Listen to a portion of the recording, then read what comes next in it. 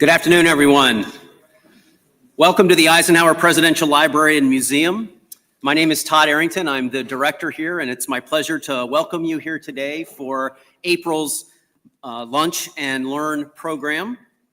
As we continue our theme of a salute to veterans, but also acknowledge that today is Holocaust Remembrance Day, we're very pleased to have a special guest here live and in person. Some of these are virtual programs, but we are lucky to have a live person here today to talk to us, and I know you'll enjoy it. And then at the end of the program, I'll say a few more things, and I'll tell you a little bit more about some additional resources we have if you want to learn more about the Holocaust or you want to hear more from our speaker. You'll have the opportunity to do that at another public program that's taking place tonight at 7 o'clock, but I'll tell you more about that at the end. So with this, I'm pleased to welcome here Dr. Jason Lantzer of Butler University. He's the author of numerous books, but the one that is really special to us is Dwight Eisenhower and the Holocaust. So please welcome Dr. Jason Lantzer, and I'll see you again at the end of the program. Thank you.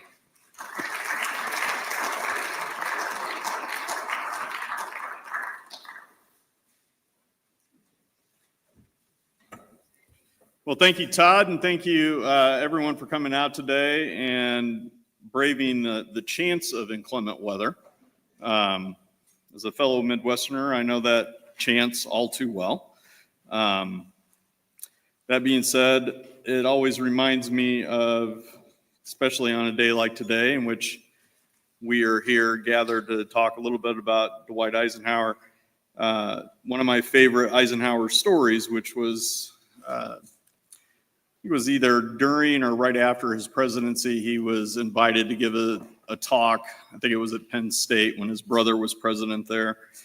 And the address was supposed to be outside, and there was rain in the forecast, and his brother called and said, "We're looking at maybe moving things inside, you know, the weather and everything." And President Eisenhower replied, "I haven't worried about the weather since June of 1944.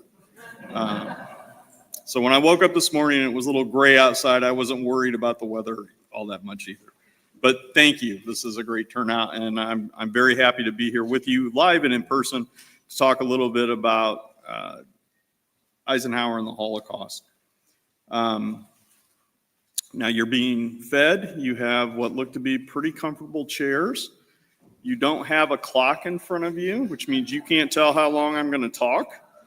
I'm going to pretend there isn't a clock up here, but I will be mindful of the time because I want to make sure we've got time for questions at the end. So the title of my talk is What We Are Fighting Against, Dwight Eisenhower and the American Discovery of the Concentration Camps. As Todd said, this comes from my book on Eisenhower and the Holocaust, and it is the product of several years of work that was only mildly interrupted by a little thing we know as the pandemic. But we can maybe talk a little bit about how I got into this as well. But I want to start by saying that, or addressing a couple of things. One is a question that often comes up when we're thinking especially about looking back in history, right? Which is, how much did we know prior to the start of the war about what was going on in Nazi Germany? Did we as Americans, did we know about the persecution of Jews and others that the German government had labeled as undesirables? And the answer is that yes, we did know, sort of. So in a moment, you're going to see a slide that shows the main Nazi camps as of 1944, the camp system in Germany. There you go. And this is a representation that was put together, and it showcases the sheer number of camps. The question is not, did we know about the camps? We did. The Nazis were not shy about talking about the fact that they were rounding people up and imprisoning them. There are newspaper accounts that come out well before the war. In fact, Dachau, when it is opened in the early 1930s, there is a tour that is given for the press. It's not as if we don't know that the Nazis are persecuting people, especially Jews, especially after the November pogrom of Kristallnacht. It's not that there aren't refugees who do manage to get out, and many more who attempt to. It's not that after the war begins in earnest, that we are not receiving information. It's that that information is always going to be clouded by other things. So the knowledge of the camps before April of 1945 for the average American is very limited. When it appears in the newspapers either before or after the war begins, it is a small news item.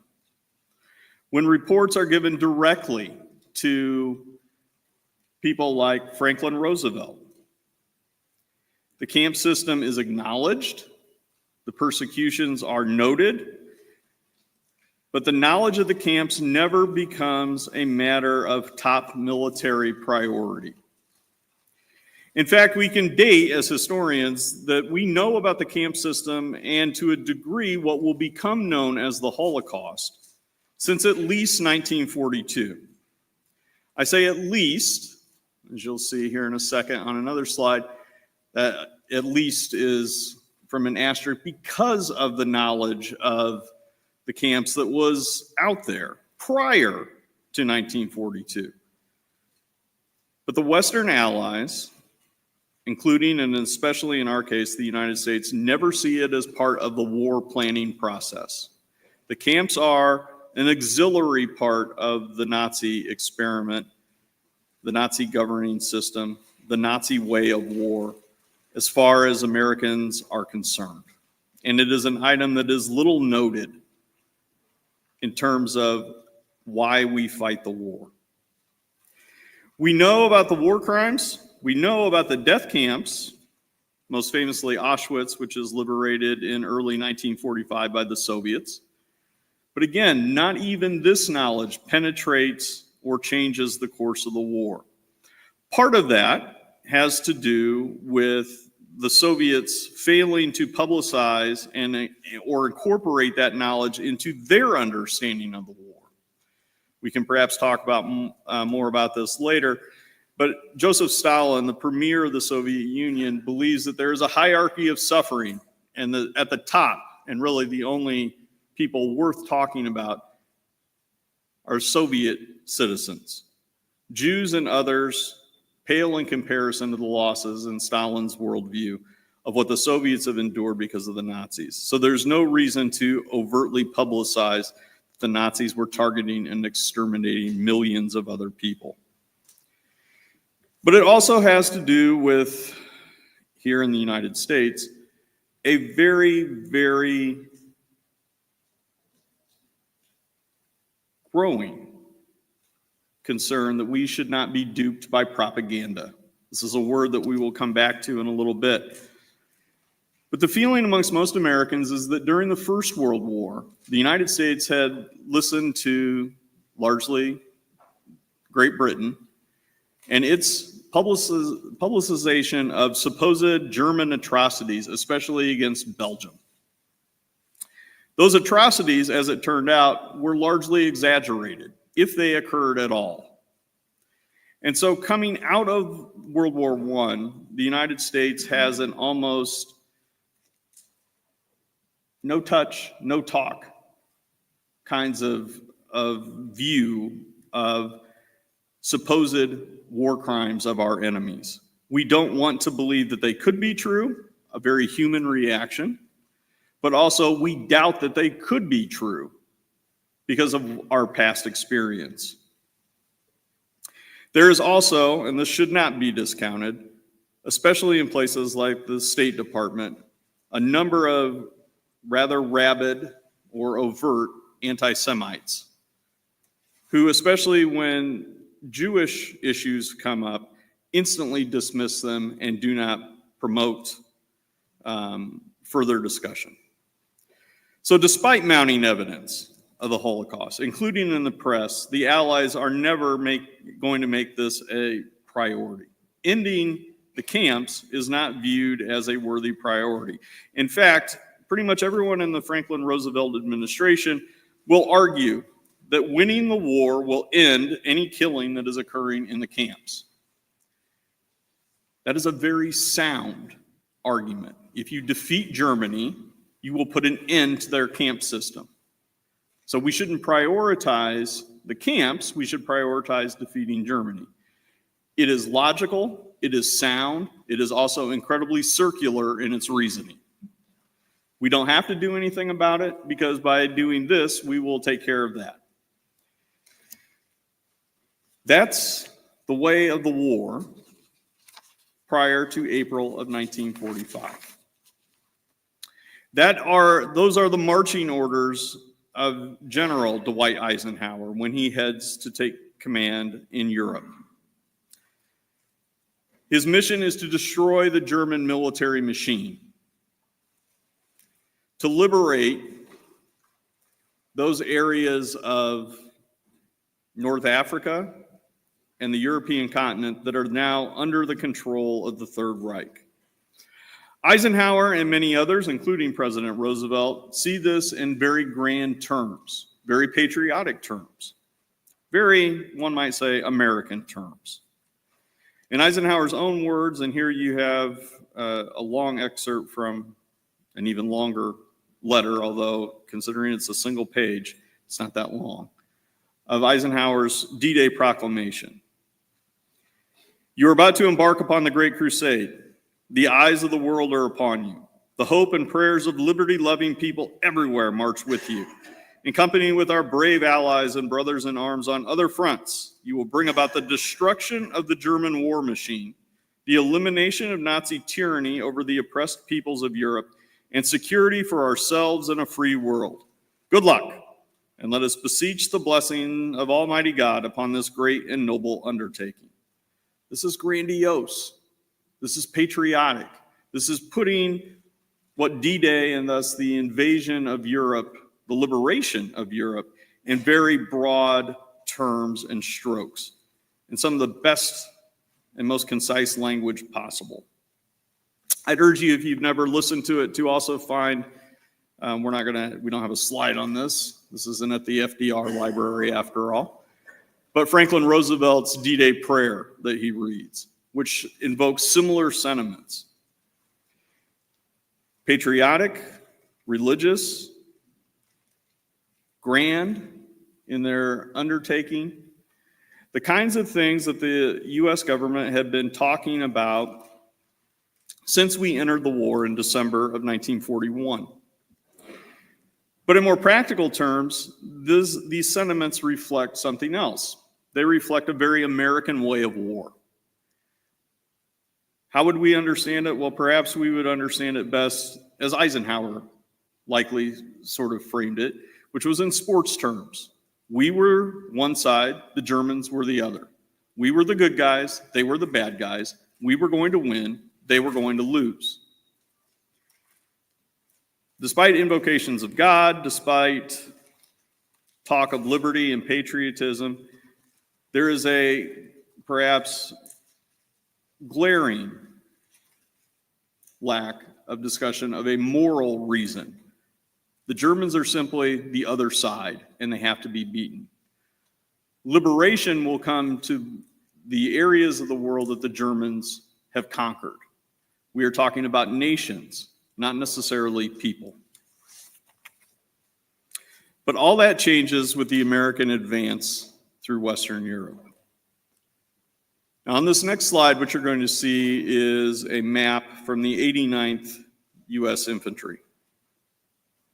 The 89th, I picked this unit for a couple reasons. One, they had a wonderful map that I could make a copy of. But two, the 89th are going to be one of the units, along with the 4th Armored Division, that liberate a little camp called Ohrdruf in early April of 1945. Now, if you take a look up there, and I'm not going to step down and point to you, and if you don't want to strain your eyes, just trust me on this. Ohrdruf is near a little town called Gotha. It's not quite at the point of the arrowhead there of the 89th's advance, but it's close to the point. It's in what we might call the neck. Gotha, for those of you who don't know your German geography off the top of your heads, is in east central Germany. It will later be in what will become known as East Germany, but it is definitely in east central Germany. It's just a town that was on the 89th advance. They are not marching there to find a camp. They are marching there because it is the next town in their line of advance. However, in April of 1945, what the 89th and the 4th Armored discover is a camp. Ohrdruf is a small camp. It's a sub-camp of a much larger, part of the much larger Buchenwald system of camps. It is discovered entirely by accident. As I said, the 89th and 4th Armored are advancing towards Gotha. What they discover on their advance is that there is something outside of the town. There are bodies. There are straggling survivors of this camp who are pointing them towards the gates. And when they burst into the camp, they find perhaps a few hundred, perhaps 1,000, the numbers vary on which account you're looking at, of surviving, now former inmates. Ohrdruf had been part of a Nazi program to build an underground communications headquarters network in the region. This was going to be an area, this is in the German state now of Thungaria. This is going to be an area where many people surrounding Hitler believed that the Nazis should make a last stand. Not quite the Alps, but someplace that would be safe from advancing Allied forces. That communication center is never finished. It's disrupted by the course of the war, but the prison camp had remained. The camp had also swelled in numbers in the early months of 1945, as thousands of inmates are relocated from other camps. Now, I want to say a quick word about this before we move on with what happened at Ohrdruf. And that is, on that first slide you saw, that camp network. I think it's important to note that the Nazis were fighting two wars at the same time. The first war was the obvious one, the military war, the war against their external enemies. But the other war was an internal war, a war against their supposed internal enemies. There's a long list of those enemies: Jews, the Roma or Sinti people, which once upon a time were referred to as gypsies, Jehovah's Witnesses, members of various political parties that were opposed to the Nazis, Catholic priests, Protestant ministers. The list was seemingly endless and never stopped growing. I can remember quite clearly when I was an undergraduate taking a course on the Second World War, and my professor, Professor James Deal, talked about this for the first time. This is the first time I had ever heard this notion of two wars that the Germans were fighting. And I'll never forget what Professor Deal said in class that day, which was, the Nazis prioritized killing their supposed enemies over killing advancing armies. And I thought, that is the most ridiculous thing. How do you fight a war? Well, the fact is they were trying to fight two wars.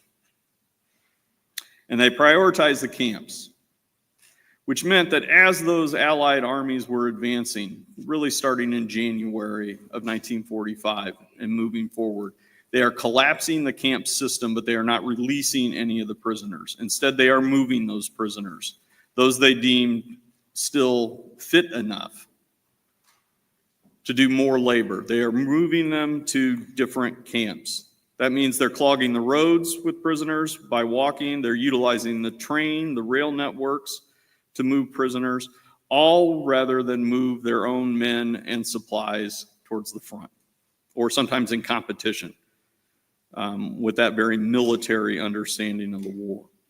So Ohrdruf, in the months ahead of its liberation, had swelled in size. A camp that, say, was designed to hold 3,000 prisoners was suddenly holding double that or more.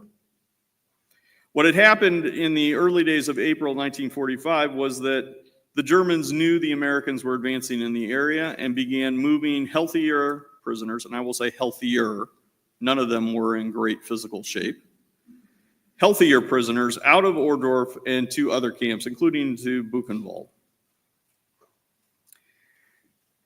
Those who were left behind, it was expected, would probably die within a few days. The Germans took the food with them, after all. Those that they deemed as sort of priority to kill, they killed. So when the first American units reached the camp, there are a scattered number of bodies, probably as many as 30, lying on the ground with blood that was still had yet to congeal on the ground. So the last of the killings at Ohrdruf had literally happened hours before the arrival of the Americans. The discovery of this camp was earth-shattering for the men who took part in the liberation, but it became something much more because of the man who would visit, or the men who would visit, a week later. A week after Ohrdruf was liberated, General Eisenhower was visiting with Generals Patton and Bradley. He was visiting the front. Something he liked to do. He liked to be with the men and liked to be seen with the men. It also gave him an excuse to get away from his headquarters and having to deal with paperwork, which, even though he excelled at it, he didn't always like to do. They had visited the Merkers salt mine earlier that day. It was the 12th of April. If you've seen the movie The Monuments Men, or if you've read about Nazi looting, you will know the kind of place Merkers was. It was a place where the Nazis were storing their captured artworks, the gold, statues. Whatever they had looted, they were still trying to keep for themselves. Eisenhower, Patton, and Bradley had gone down into the mine and seen it. They had come up, having survived what was, by most accounts, a very rickety industrial elevator ride into the depths of the earth. And they were all smiles. This was a good thing. This was a happy occasion. They make jokes. Patton, for example, makes a joke that perhaps some of those gold bars could not be officially registered, and then they would go into the Third Army's retirement fund. The sun is shining. It's obvious the war is coming to a close. And then someone, an aide, mentions to General Eisenhower that about a week before, a camp had been liberated. And he was wondering if the general would like to go and visit the camp. And Eisenhower says yes. And so this entourage of the top American generals in Europe, with all of their aides, head to Ohrdruf. The camp has been cleaned up, but not cleansed. Because what they're able to see as they spend the next few hours in the camp is the legacy of what had occurred there. There are bodies on the corpses, charred remains, in a place where the Nazis had attempted to burn bodies after the crematoria had stopped working. They used railroad ties. There are stacks of bodies in buildings, like cordwood. The smell of death is everywhere. The jovial morning gave way to an afternoon of intense contemplation. Now, because General Eisenhower, Patton, and Bradley were there, that meant that there was a cadre of reporters and Signal Corps photographers following them through the camp. There are also GIs armed with cameras. And so we have a very, very clear photographic representation of what Eisenhower saw. He saw it all. The picture on this slide is in front of one of the instruments of torture. That's not a gallows exactly, but prisoners would be hauled up and tortured, usually with their arms behind their backs and then cranked up. So their feet were dangling in the air. You see Ike in the center, almost framed by that, with his hands on his hips, listening. They had gotten one of the former prisoners, or so they thought. Later turns out that this guy had been a prisoner, but had been working with the Germans, who was giving them the tour. I want to give you another quick aside story, because this is one of my favorite ones about Eisenhower at Ohrdruf, other than the lasting impact, and that is he asks for an interpreter, someone who speaks German. They find a private amongst the GIs who are at the camp, and there are American soldiers there who are helping take care of the former inmates, the former prisoners. And the private comes up to him and says, "Well, General, my German's not very good." And Eisenhower replies, "Don't worry, mine is. I just need time to understand what my next question is going to be." His official interpreter, by the way, was back at his headquarters and was several hours removed and was put on an airplane and was flying on his way to get there. But Eisenhower didn't want to wait. In fact, he didn't want to wait at all. He walked through the entire camp. He went into buildings. He talked to prisoners. He went into places that made George Patton sick to his stomach, literally. Patton entered one building behind Ike, instantly exited and went behind the building and threw up. When aides tried to get Eisenhower to leave, he said, "No, I have to get this." And so they spent not an hour, but hours exploring every inch of the camp. Before he left, Eisenhower gathered the men around him and said, in part, "We are told the American soldier does not know what he is fighting for." All those things about patriotism and grand crusades, that wasn't making an impact. Now, he went on, now at least he knows what he is fighting against. Here, we have the moral element of the war finally coming home. And indeed, what I argue is that this encounter, these few hours at Ohrdruf, changes the rest of the war for Eisenhower, for the American soldiers under his command, and for the nation that he is representing, will later lead, and indeed down to the present, where our understanding of the European theater of operations, our understanding of the war itself, changes. Because it wasn't just enough for Eisenhower to visit, he fires off a letter. The letter is a longer one, but there's a very, very concise section to General George Marshall in which Eisenhower discusses what he saw. This is what I refer to as the quote. The picture you see up there is the quote as it exists at the U.S. Holocaust Memorial Museum in Washington, D.C. I can tell you that if you go across campus here into the museum, you will see this for yourself as well. But this is a picture I took of the quote the first time I visited the U.S. Holocaust Memorial Museum. And it is the quote that drove the eventual research and writing of this book. "The things I saw beggar description.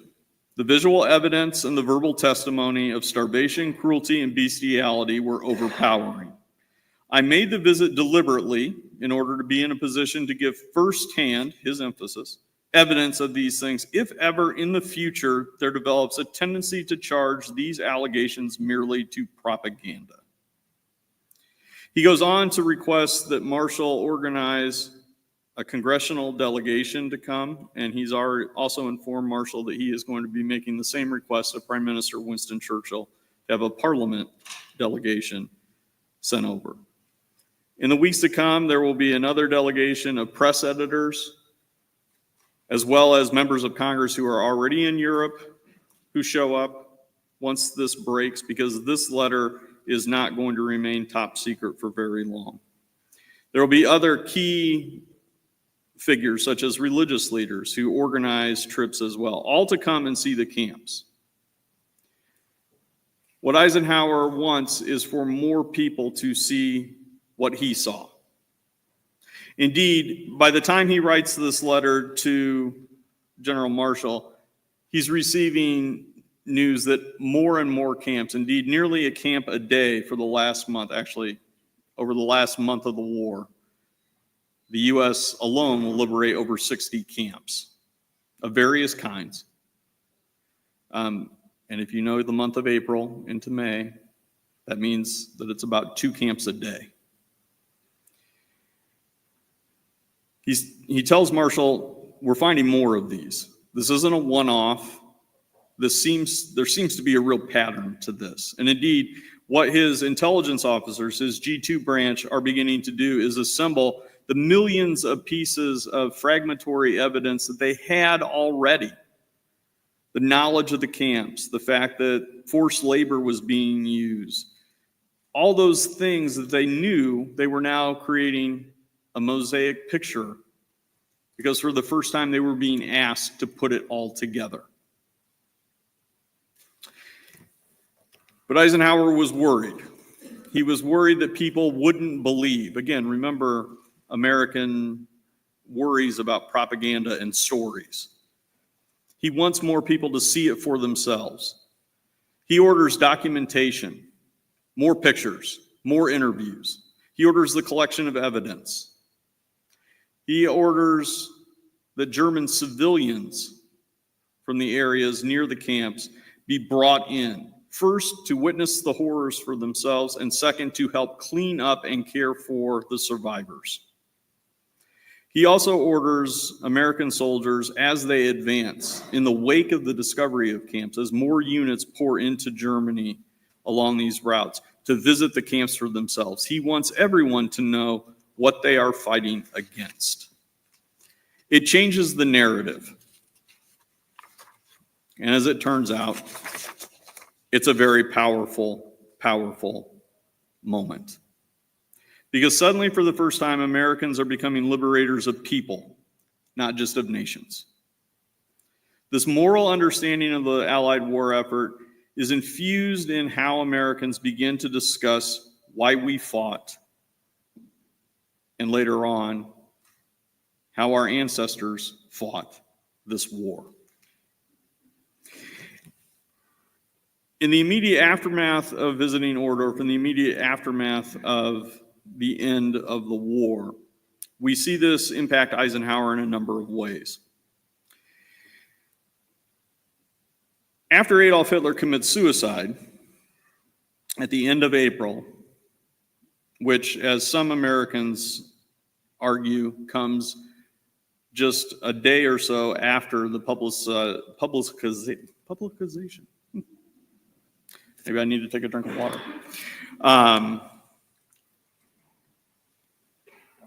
The announcement, let's go with that word. The announcement that Americans had liberated Dachau.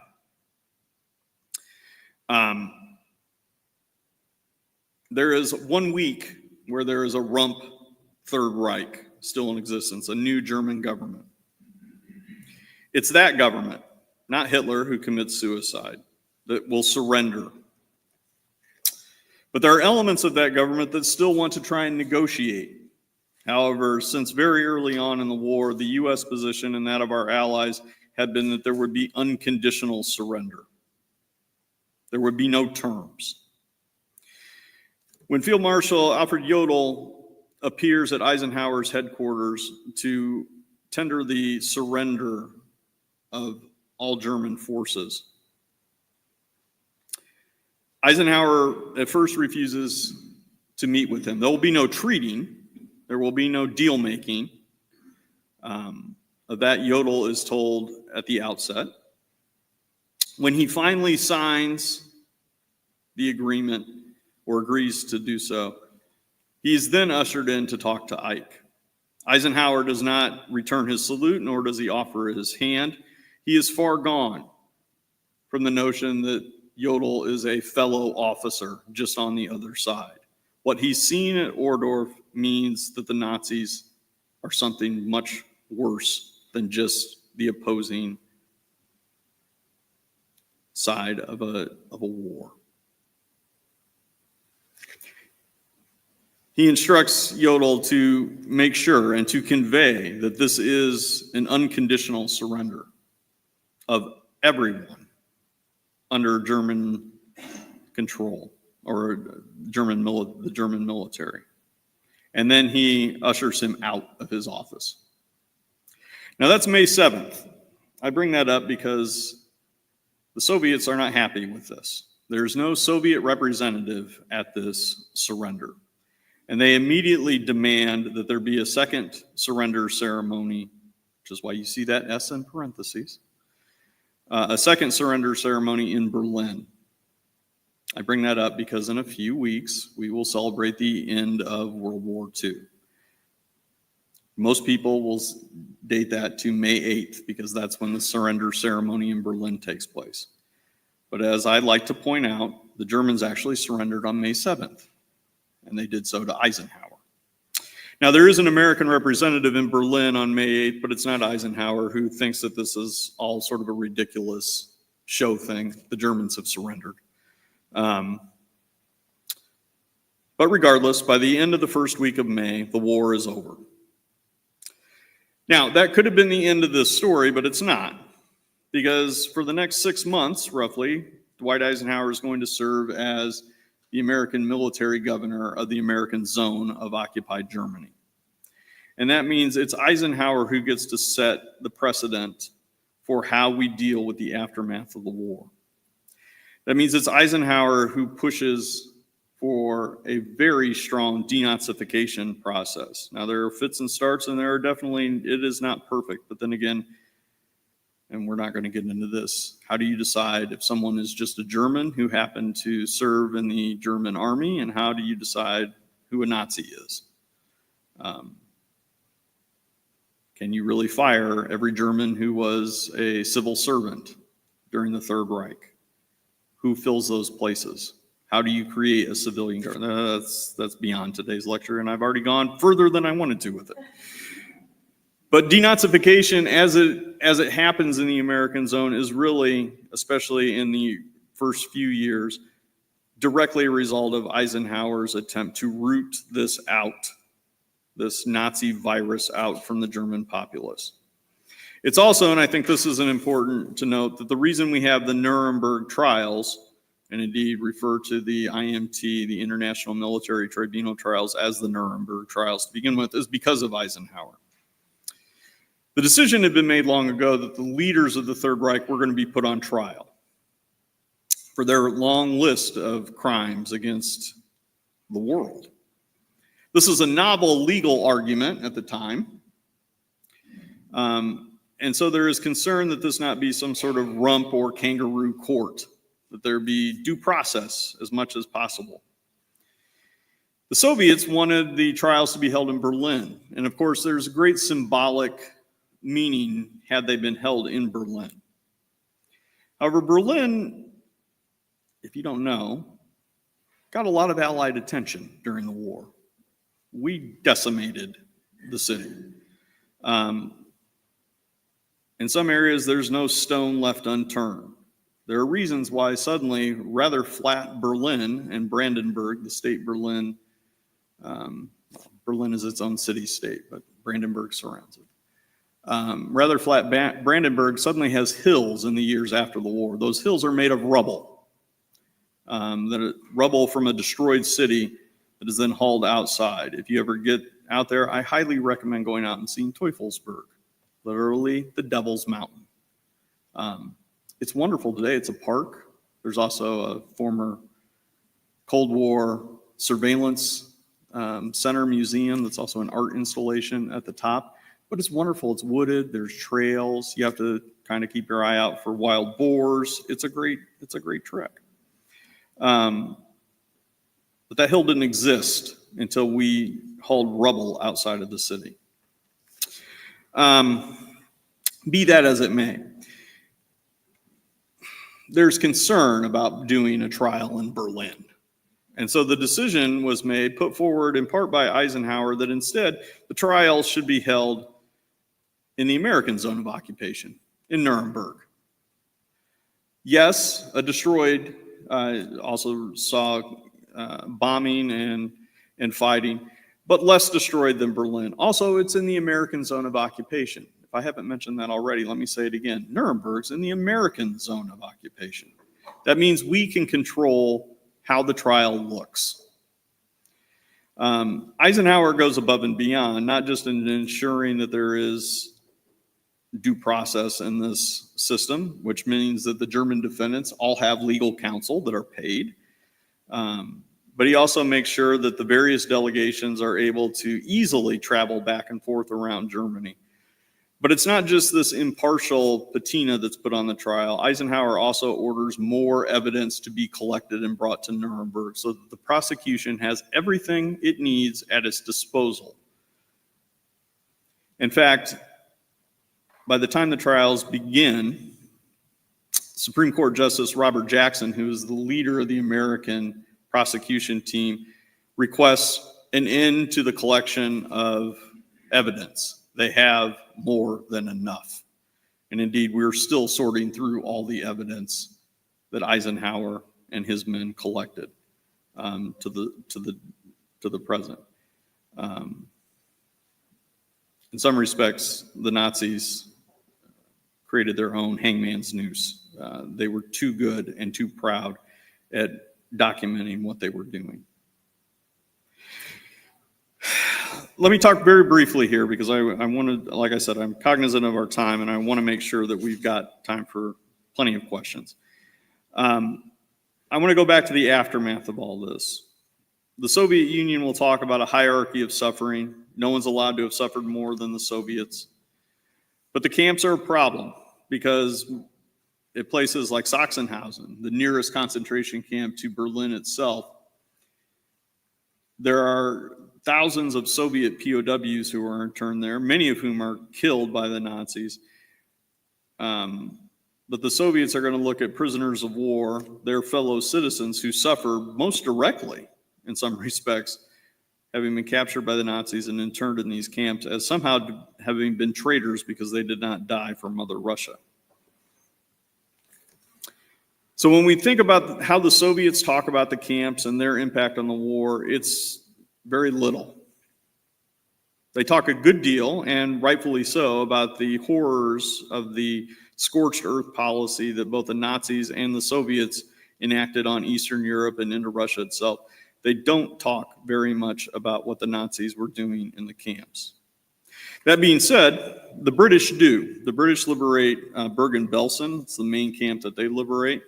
Bergen-Belsen becomes famous not just because this is the main camp that the British liberate, but also because it is where Anne Frank, a young woman who kept a diary, dies. The fact that over 60 camps are liberated by the United States means that this is going to become part of not just our overall story, but the story of various units and the story of the men who took part in the liberation and saw them in the weeks afterwards. This is going to shape how they understood, how we understood, and how historians come to understand what that last month of the war really was about. And it becomes even more of a shared Western experience because Eisenhower orders Germans to witness the camps for themselves. Now, right away, and I should say something about this very quickly, most German civilians claim to have known nothing about the camps. Indeed, this is going to be a refrain even amongst the leadership of Nazi Germany, even when presented with literal reminders that they had signed off on various aspects of what we will know as the Holocaust and about the concentration camp system to begin with. But I highlight simply this note from the mayor of Ohrdruf, who, after being taken to view the camp himself and declaring that he knew nothing about it, even though he had lobbied to get the camp placed in Ohrdruf for economic reasons, despite the fact that prisoners marched through the town, despite knowing. He will say in his suicide note, "We knew, but we did not know." This will become a common German refrain. It will also become something that Americans who see the camps for themselves will instantly dismiss. They knew this was done in their name, and we ended it. I'll wrap things up with, or I'll start to wrap things up maybe, with this. In June of 1945, Eisenhower holds a press conference. By this time, the publicity offensive has been going on. Pictures, including a movie, have been put together that is shown both in now occupied Germany, but also has been shown as portions of a newsreel back in the United States about the camps. And a reporter asked General Eisenhower, why? Why are we doing this? Why are we showing these horrible things? And does he think it was a good idea to do it? And Eisenhower says, "I think I was largely responsible for it, so I must have thought it useful. I think people ought to know such things. This is why we fought." Because of time, we can just quickly skip over this next slide, which shows two maps of Germany. One, major camps, including the death camps, or what was labeled in this slide, the execution or extermination camps that the Soviets encountered, and then the more concentration camps that the Western Allies encountered. The other map shows the occupation zones after the war. You'll note that while the extermination camps lie in what will become the Soviet zone of occupation, including Poland, the bulk of the concentration camps that are liberated fall into the American or British zones of occupations. But I want to say quickly one other final word about all of this. We've talked about how moving forward this becomes how we view or remember the war. Part of that has to do with Nuremberg. Part of it has to do, especially at first in the American zone of occupation, the decision that some of these places like Dachau are going to become memorials. They will not be, as Ohrdruf largely is, wiped from the face of the earth. But this notion that this kind of thing can never happen again, can never be allowed to happen again, that these camps, the Holocaust, and indeed the destruction unleashed by the war should never happen again. And you'll see in the one picture, the Brandenburg Gate, shortly after the October 7th Hamas terrorist attacks in Israel, stating just that. Never again is now.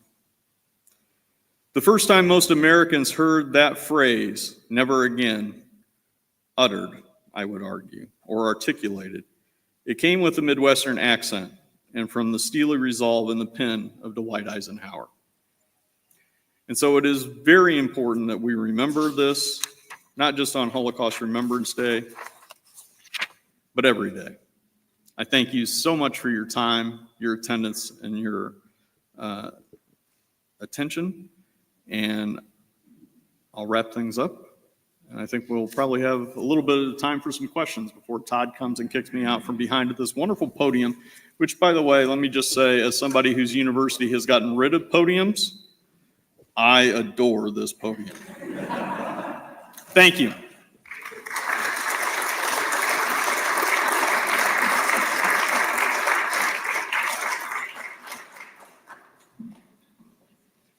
Oh, look at that. There's a mobile mic and everything. If you want to ask a question, I'll bring you the microphone.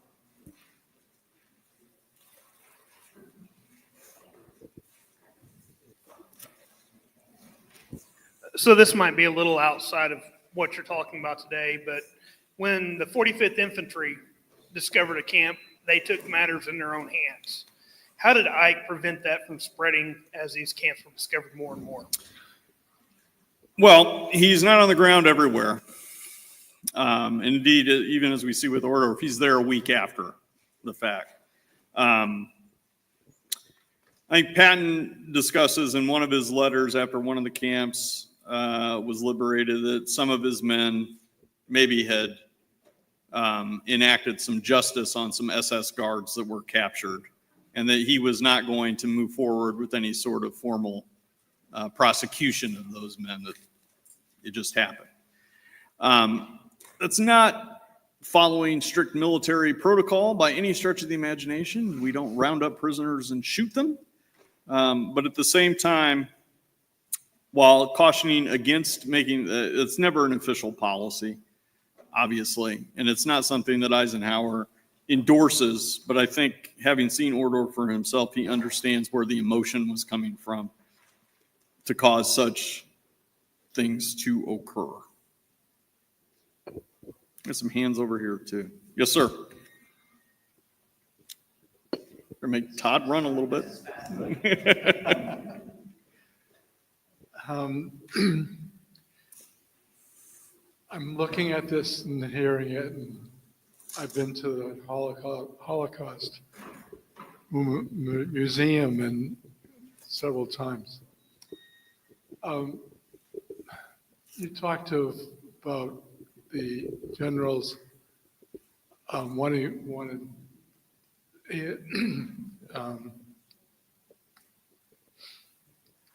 Eisenhower to want to be with the troops, and anywhere when he had a heart to what was in front of him, and was there ever that to the troops who walked into those camps and had to go home back? I know PTD, is back here, our error. But I want to know that was he was thinking about anything of what to do with my men. It's a very good question, because it does get to this, what happens when you see something like this for yourself. I think in Eisenhower's case, personally, it never leaves him. It becomes another aspect of having to deal with and having the knowledge of what this war was and what this war did. I think there's a great interview that he did with Walter Cronkite in the 1960s, the 20th anniversary of the Normandy landings, and they do a section of the interview is at the U.S. military cemetery in Ohrdruf, in Normandy, and Eisenhower talks about these men, right? These were boys. These were your brothers. These were your husbands, your cousins, your sons, and they don't get to go home, right? This is where they're buried. And the importance of doing things to remember them by. I don't think that kind of knowledge, right? I think the knowledge of what his men went through, what he saw, he's deeply impacted by his tour of Germany during the occupation phase to have witnessed what essentially he authorized, the destruction he authorized. And then that becomes elevated when nuclear weapons are deployed to end the war in the Pacific against Japan. And that the idea that with a single bomb you could do what dozens of raids had done. And that meant not just killing soldiers, but killing civilians. And what does that do? And that haunts him. And so for Eisenhower, I think never again becomes not just about the Holocaust, it becomes about the war that was unleashed, or that unleashed the Holocaust. We can't have another war like this. Now, in terms of PTSD, you're absolutely right. That is something that is not understood really at all or acknowledged. You have probably the most famous incident of this with George Patton, who slaps a soldier from my home state of Indiana because he can't understand why this otherwise healthy guy isn't back at the front. What's he doing? What is this shell shock business? And Eisenhower has to discipline him. Not the last time Eisenhower has to discipline Patton. But for many men, not only is this part of their war experience, but it's something that they carry with them. And that for most veterans, it's not something that they discuss when they come home. In fact, a lot of veterans don't really start talking about, especially liberating the camps or having visited the camps, until the late 70s and early 1980s, as we're approaching the 40th anniversary.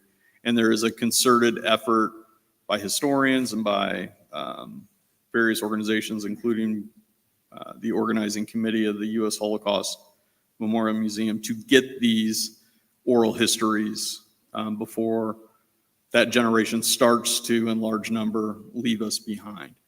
The efforts and the works of that generation of historians is why, well, you can purchase my book today. I couldn't have done it without them. And those are stories that largely would have gone unnoticed. And I'll do one other quick aside to that, which is for a lot of the children of those veterans, it's not until the 1980s that for the first time they get any sort of inclination about what their dad did and saw during the war. It's when those boxes that were in the attic are finally opened up and photographs come out, and Dad, what is this? Those kinds of questions begin to get asked. It also, for some veterans' children, explains why their dad was the way he was.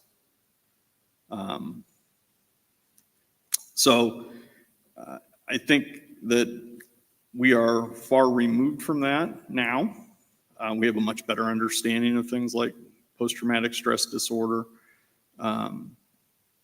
We've also helped cultivate a desire to talk and to document, at least to the extent that we can.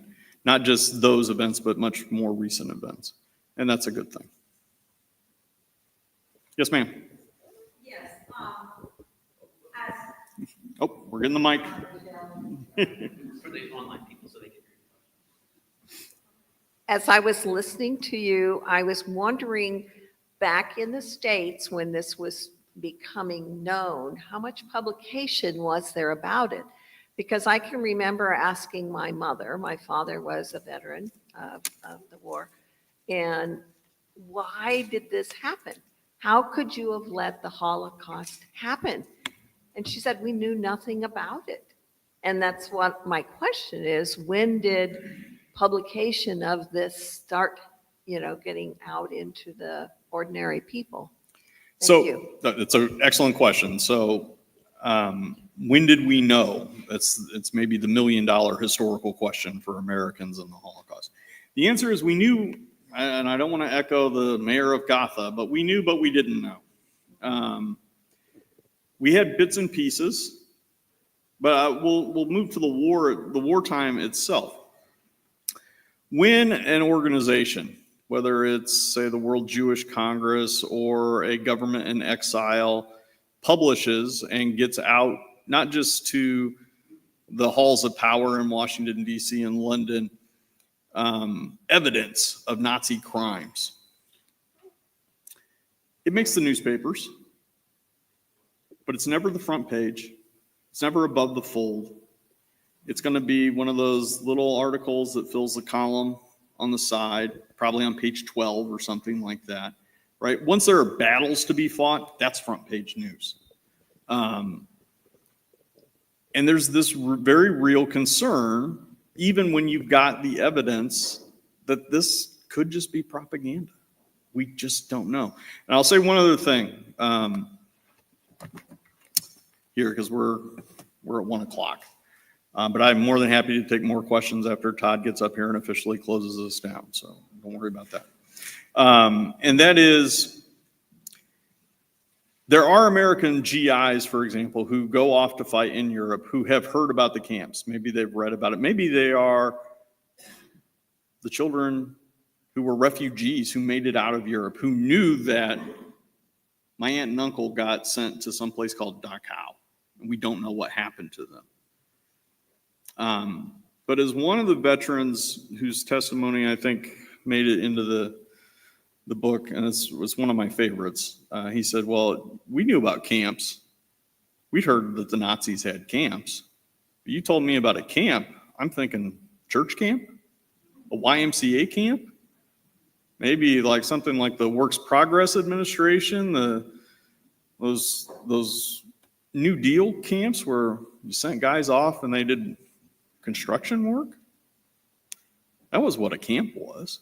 Nobody expected that in the German context, those camps were set up to exert the last amount of bodily effort out of people and to starve them, work them, and sometimes just outright kill them. So again, thank you.